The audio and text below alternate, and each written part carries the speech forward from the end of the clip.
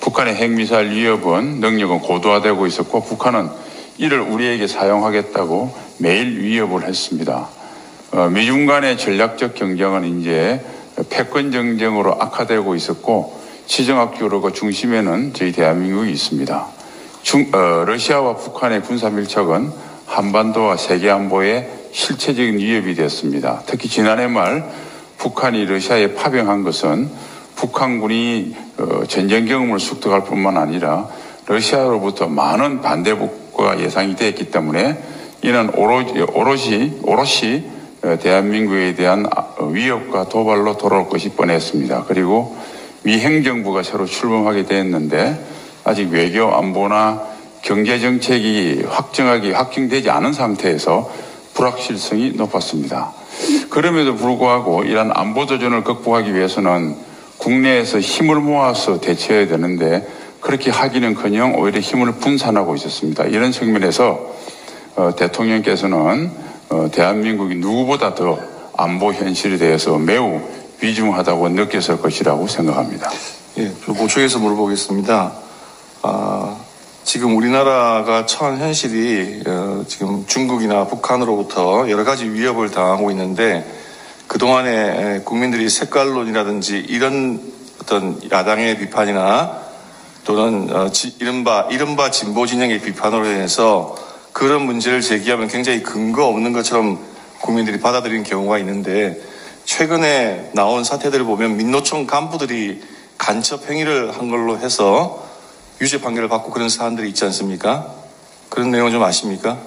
네, 보도를 통해서 봤습니다. 예, 그런 경우에도 통상적으로 지금 현재 진행되는 현대에서 말하는 지금께서 좀 이따 설명을 해주시겠지만 현대에서 말하는 어떤 하이브리드전이나 심리전 이런 경우에 비춰보면 국민들이 좀 그거에 대한 경각심을 가져야 되는데 간첩이 적발된 조직 내에서도 자성하는 게 없고 그 다음에 국민들도 그런 거에 대한 경각심이라든지 이런 게 없는 상태에서 민노총이라든지 또는 사회 거대 민간단체 내에서 그런 것이 계속 지속되는 것은 안보에 어떤 큰 위협이 되고 있는 건 맞는 거죠. 네, 안보 위협은 대개 외부보다는 내부가 그 경각심을 약화돼서 초래된 경우가 더 많았습니다. 예.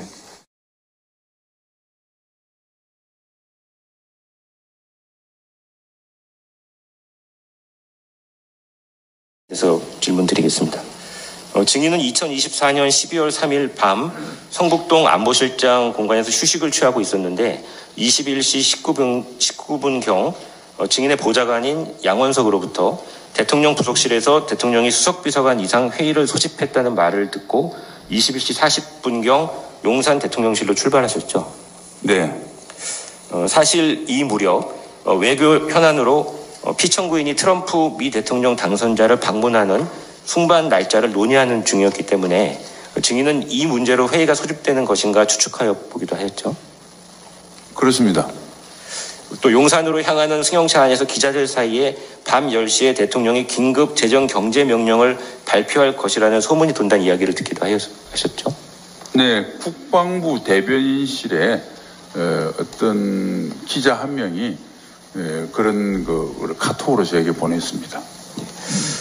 증인은 22시 1 내지 2분경 용산 대통령실에 도착하여 5층 대기실은 대통령 직무실 옆에 대접견실의 별실로 이렇게 알려져 있는데요. 대기실로 안내되었고 당시 그곳에는 김태효 1차장, 이도운 홍보수석, 김주연 민정수석, 홍철호 정무수석 등이 대기하고 있었죠. 네, 하여튼 사람들이 사실 출입구에 왔다 갔다 했기 때문에 계속 있었는지는 모르겠는데 하여튼 기억은 그렇게 났습니다. 예. 어느 정도 대기하는 시간이 흐른 후에 대통령 집무실로 가보자는 누군가의 제안에 따라서 대통령 집무실로 들어가 보니 정진석 비서실장 혼자 망연자실한 표정으로 앉아 있었고 무슨 일이냐고 증인이 물으니 대통령께서 비상계엄을 선포하려 한다는 말과 함께 대통령이 현재 대접견실에서 국무회의를 하고 있다라는 답변을 들으셨죠? 네.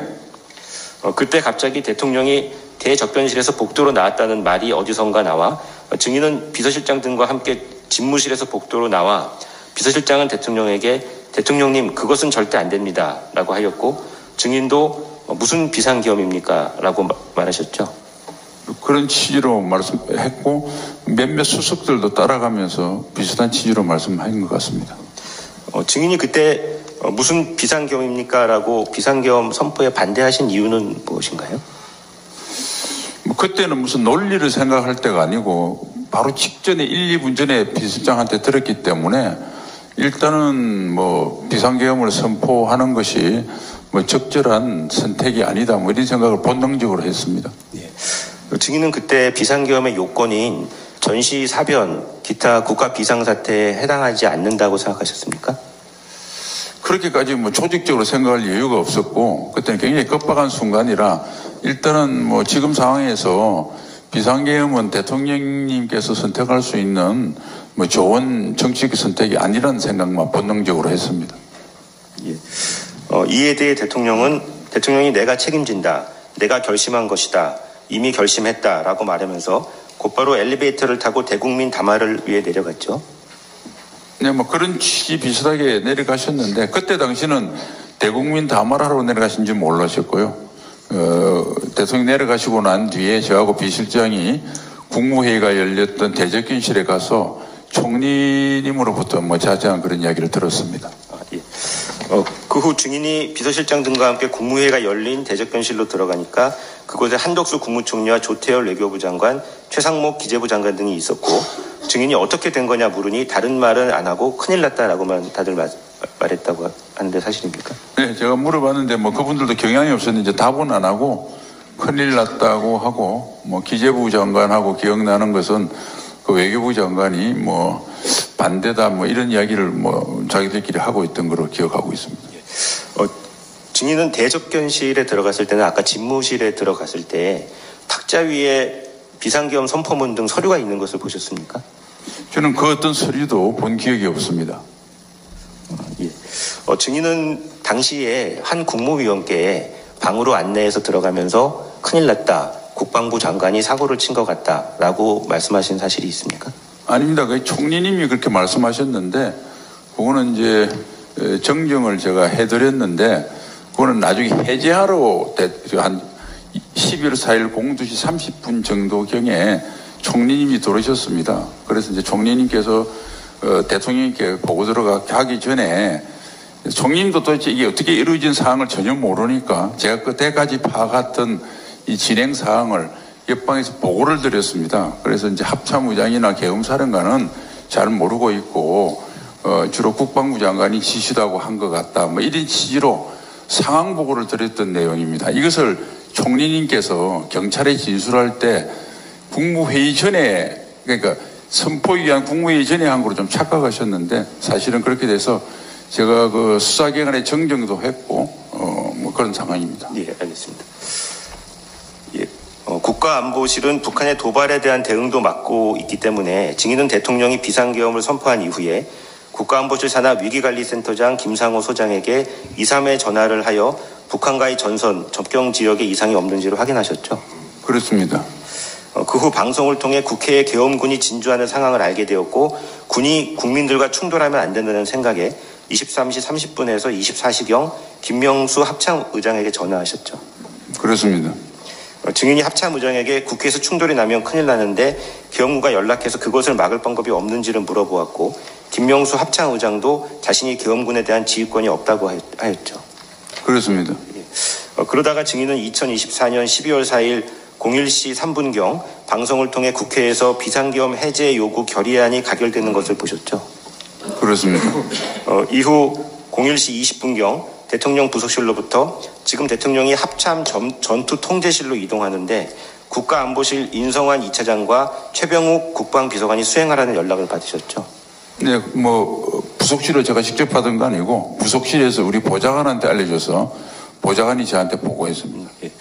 그런데 01시 31분경 인성환 2차장이 증인에게 전화를 걸어와서 대통령이 합참 결심지원실에 와 계시는데 여기 오래 있는 게 적절하지 않으므로 증인과 정진석 비서실장이 함께 빨리 모시고 갔으면 좋겠다고 말하였죠. 네, 그런 전화를 했습니다. 예. 전화를 받은 후 증인은 정진석 비서실장에게 빨리 계엄 해제를 해야 하는데 대통령이 합참 결심지원실에 오래 있는 것은 적절하지 않으니 함께 모시러 가자고 말하였죠. 네, 그때 대통령이 같이 이제 한 15, 16분 지난 시점이라 모시고 가는 거로 비서실장하고 합의를 했습니다. 예. 증인과 비서실장이 01시 41분경 합참 결심 지원실로 들어가니 대통령이 자리에 앉아 법령집을 보고 계셨죠.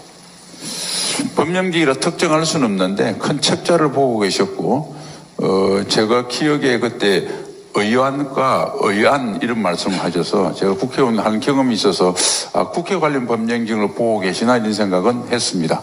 그리고 한 가지 정정할 것은 01시 41분이 아니라 검찰은 합참에 CCTV를 확보하지 못했고 그것을 확보한 경찰 공조본에서 제가 조사를 받았는데 그때 경찰 수사관이 01시 46분에 비서실장하고 제가 합참 지하실에 도착을 해서 대통령을 모시고 01시 49분에 합참을 나왔다고 이렇게 이야기를 했습니다. 그래서 시간은 조금 경찰에서 수사관이 이야기한 시간이 맞는 것으로 생각합니다.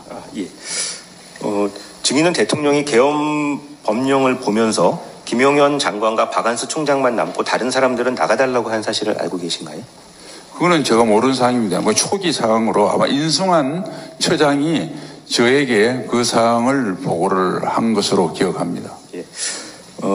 증인이 도착할 당시에는 그곳에 대통령과 김용현 장관 그리고 박안수 계엄사령관 3사람만 있었습니까? 네. 증인은 피청구인이 2024년 12월 4일 01시 20분경 합참으로 가서 김용현 장관, 박안수 총장, 인성환 안보실 2차장, 최병호 국방비서관 등과 함께 이른바 결심지원실 회의를 할 당시 침통한 분위기 속에서 국회에 500명 정도가 투입되었다는 김용현 장관의 보고를 들은 피청구인이 국회 병력 투입수가 부족하다면서 1000명은 보냈어야 한다고 말한 사실을 들으셨습니까?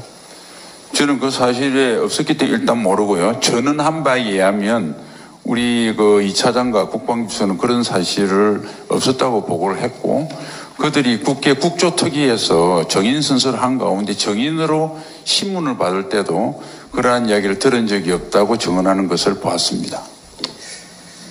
증인은 처음에는 대통령이 비상계엄이 해제됨에 따라서 장성들을 격려하기 위해 합참으로 간 것으로 생각하였는데 대통령이 계엄 해제를 빨리 하는 것이 무엇보다도 급선무인데도 10여 분이 지나도 합참을 나가지 않고 그곳에 머무르고 있어서 오해를 받을 수도 있다고 생각하였고 계엄 해제를 빨리 해야 불상사가 없을 것이라고 생각하셨습니까?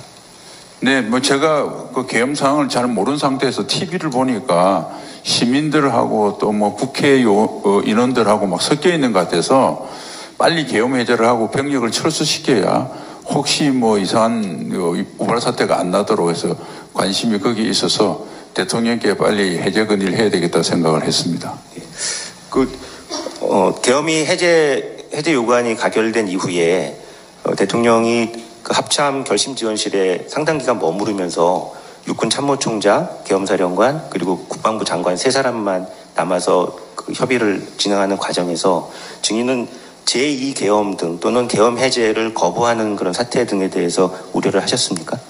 그건 전혀 우려를 안 했고 실제로 01시 한 55분 정도경에 대통령을 모시고 우리 청사로 와서 집무실로 저하고 비서실장이 바로 따라 들어갔습니다. 비서실장께서 대통령이 빨리 해제하시죠. 그러니까 대통령이 그럽시다라고 바로 승인하셨기 때문에 그래봐야 합참에 있는 시간하고 1, 20분 사이인데 대통령이 제2계엄을 생각하고 있었던 건 아니라고 저 나름대로 확신합니다. 13항의 나항 묻겠습니다. 증인은 아까 말씀드린 대로 대통령이 집무실로 돌아온 다음에 김주현 민정수석이 계엄해제 절차에 관해 법적 검토를 보고하면서 지체 없이라는 문구를 강조하여 빨리 계엄해제를 해야 한다고 하는 것을 들으셨죠? 네.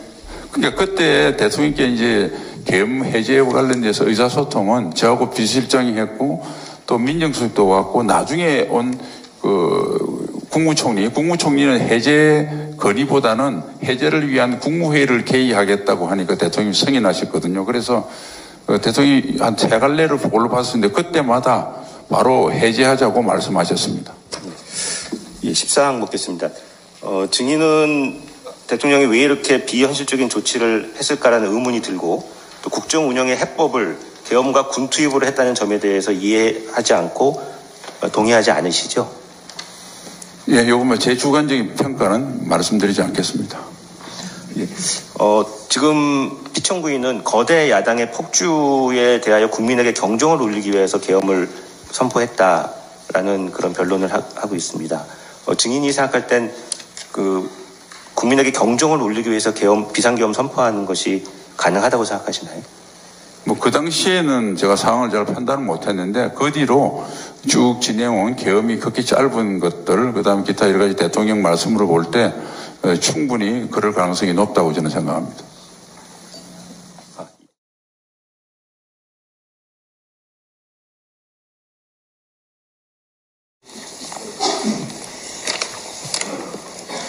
먼저 조서를 좀 확인하겠습니다.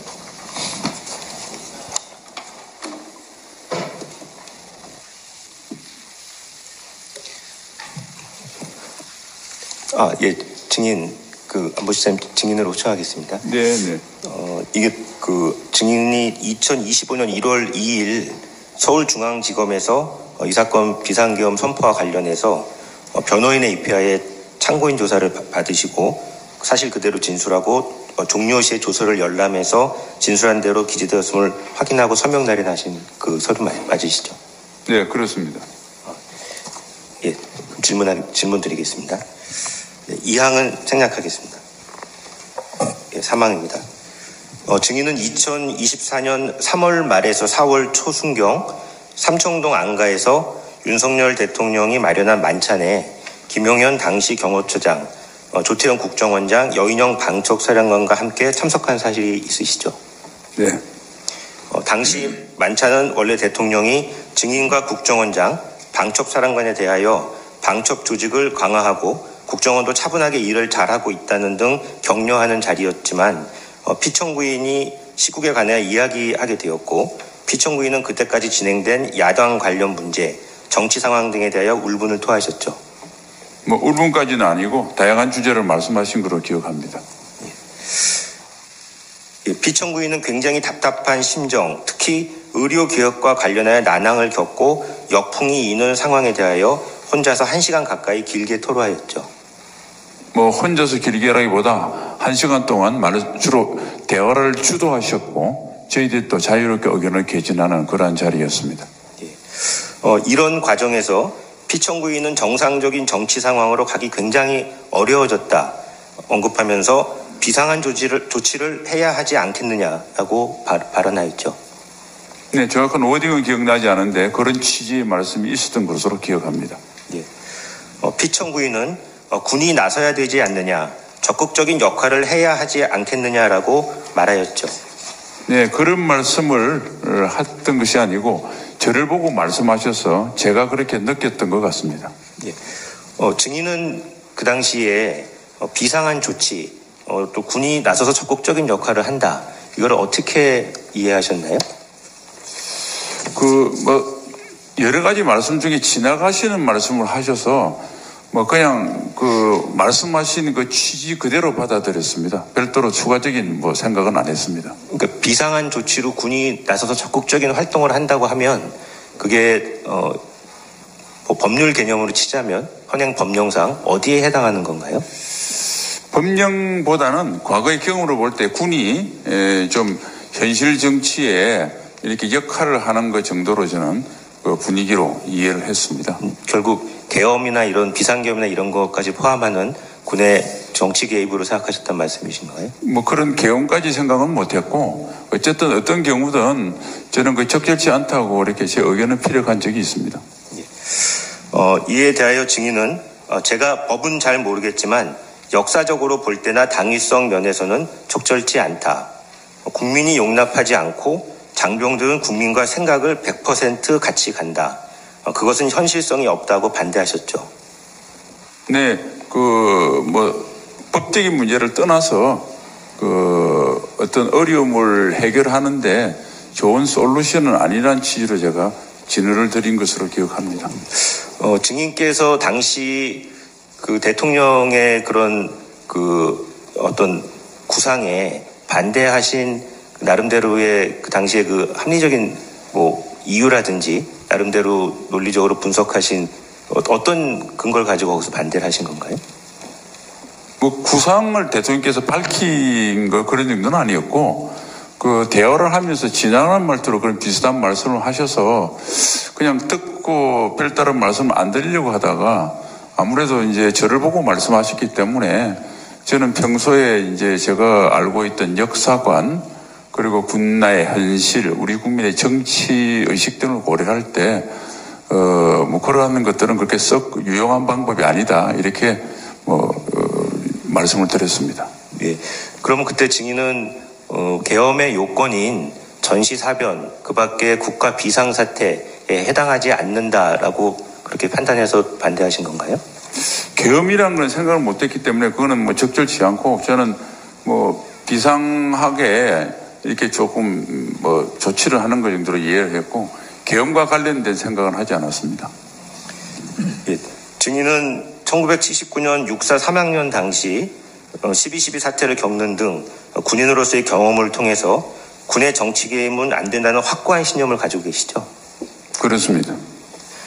당시 조태용 국정원장도 국제관계에 대해 언급하면서 외국에서 받아들일 수 없고 우리나라의 국격에 비추어 생각할 수도 없다는 취지로 말하였나요? 예, 다음은 아마 국정원장도 그런 취지로 말씀을 드린 거로 제가 기억하고 있습니다. 그 당시 같이 참석하셨던 김용현 경호처장과 여인영 방척사령관은 어떤 말을 하셨습니까?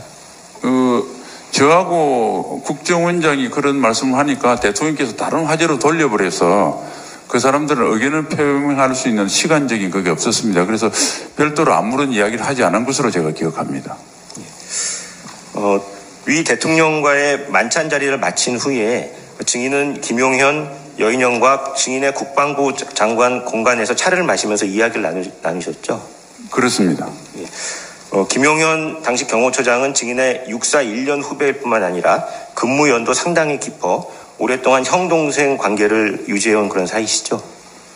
근무연은 없었고요. 단 한 달 정도 제가 대령 때 합참에 과장할 때 우리 과에 파견 나와서 저를 일을 도와준 적은 있고 그 뒤로 같은 장소에서 같은 시간대 근무한 연은 전혀 없습니다. 단지 제가 수방사령관과 합참작전본부장을 인계를 한 그런 연은 있습니다.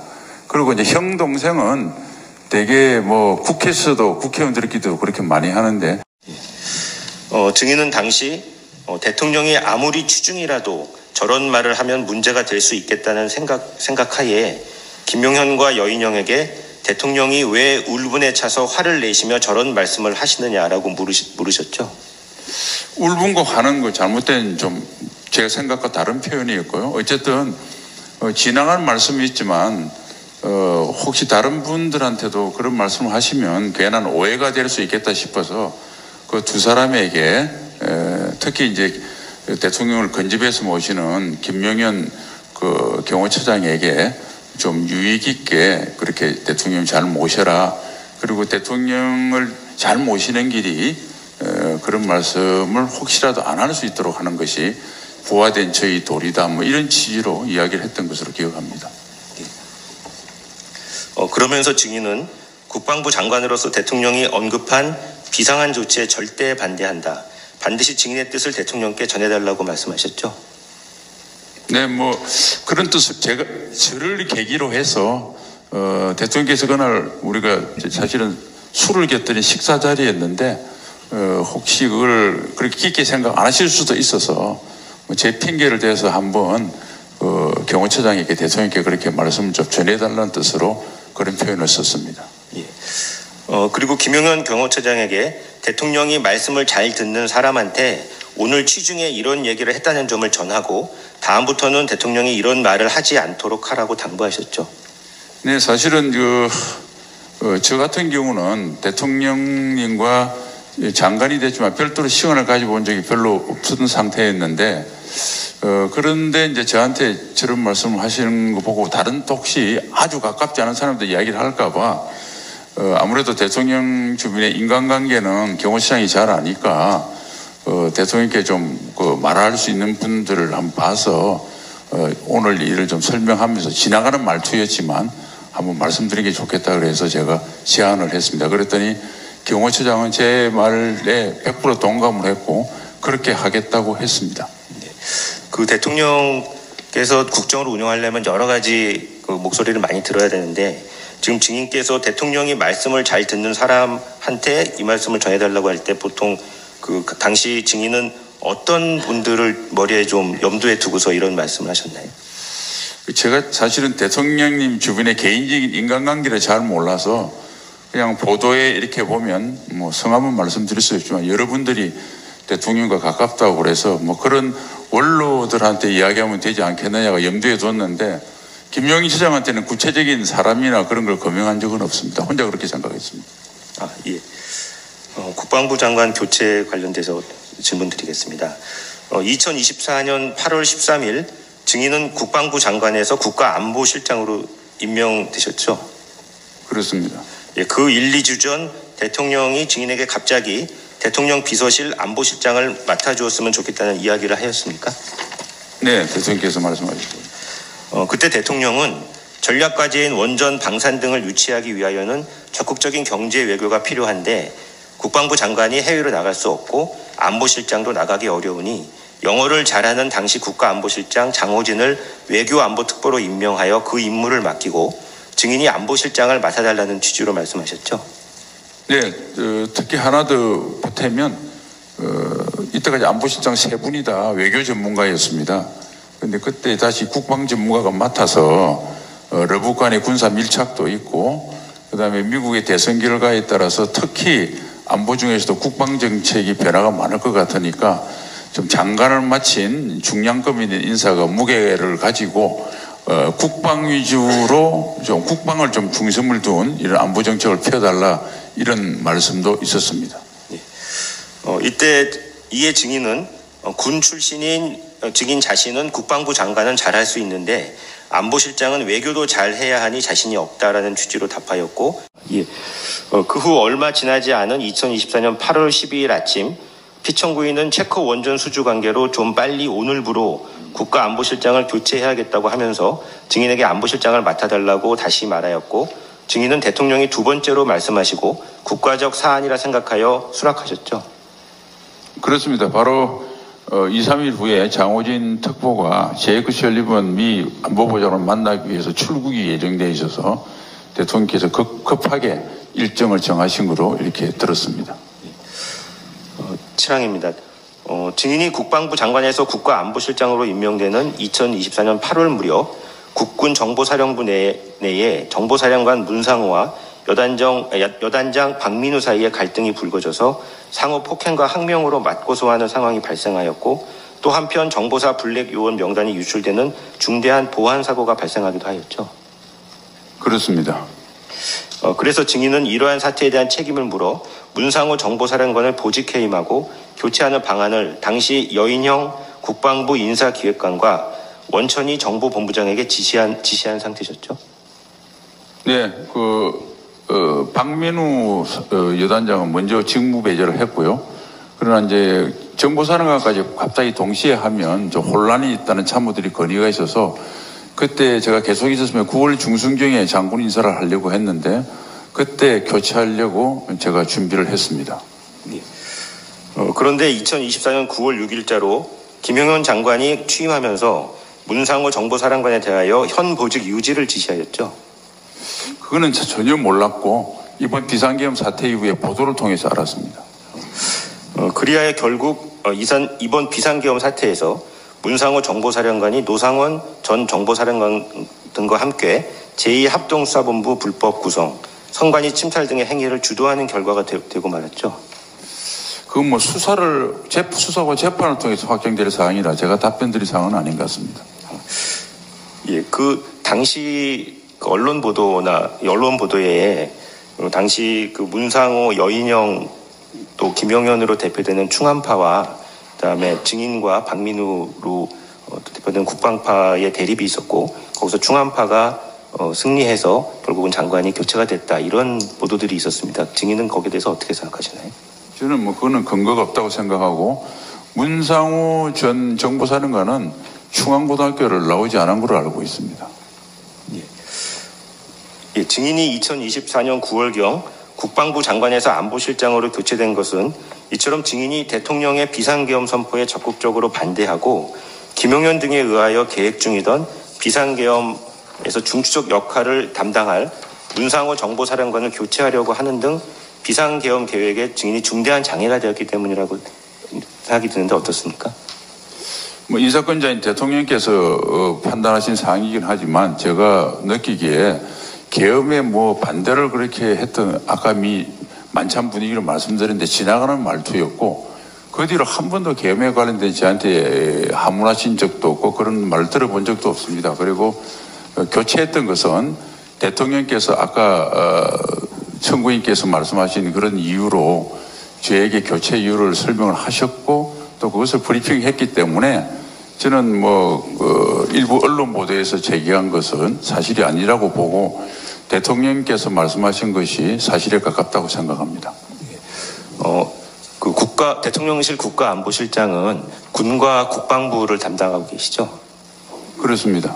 그러면 전시사변이나 국가 비상사태에 따른 합법적인 계엄 선포 시에는 군과 국방부의 보고를 받고 또 참모로서 대통령께 조언을 드리는 역할을 하게 되죠. 그 계엄과 관련돼서 저희 국가안보실에 어떤 매뉴얼이나 과업은 없습니다. 그렇기 때문에 그것은 이제 만일 그게 계엄 상황이 계속 길게 됐으면 무엇인가 과업이 있을 걸 생각하는데 워낙 짧게 끝나서 별다른 과업 지시나 과업 연출을 하지 못했습니다. 이번 이렇게 짧게 끝난 계엄을 말씀드리는 게 아니라 일반적인 전시 사변하에 합법적인 계엄이라고 한다면 당연히 군과 국방부가 국가안보실장을 통해서 대통령께 보고드리고 또 안보실장이 대통령의 최측근 참모로서 대통령께 조언을 드리고 의견을 드리고 하는 것이 정상적인 것이 맞죠? 아닙니다. 계엄 사무업무는 계엄 사령관으로 임명된 사성 장군이 국방부 장관을 통해서 대통령께 보고하는 구조고 저희한테 중간에 보고하는 경우는 없고 혹시 대통령께서 저에게 하문하셔서 챙겨보라고 하는 과업 지시가 있으면 챙기게 될 겁니다. 그래서 우리 안보실에는 계엄과 관련된 어떤 사업 사무 분장이 없습니다.